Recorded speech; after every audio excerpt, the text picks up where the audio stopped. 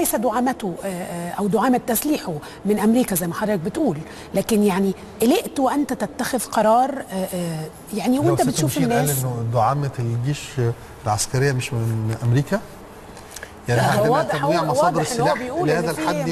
لا، أنا هقول حاجة تانية. هقول إيه؟ هل تقديرنا الاستراتيجي في الموضوع ده كان إيه؟ عشان تبقى الأمور واضحة. أيوه. إحنا كان تقديرنا لده إن الإدارة الأمريكية كان لها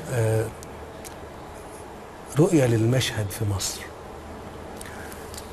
وكان في وضع قانوني بيلزمه. بصراحة القانون الأمريكي بيلزم الإدارة الأمريكية بالتعامل مع الواقع ده كنص وليس روح.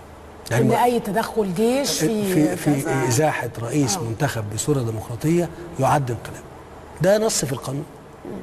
فده كان، وأنا كنت دايما أقول نحن ننظر إليكم بعيون أمريكية، فانظروا إلينا بعيون مصرية. يعني شوفونا بالواقع اللي احنا فيه، بظروفنا زي ما احنا شايفينكم بظروفكم.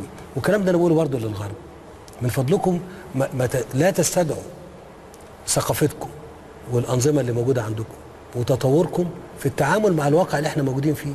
انتوا بتظلمونا كده. لكن وأنت تأخذ القرار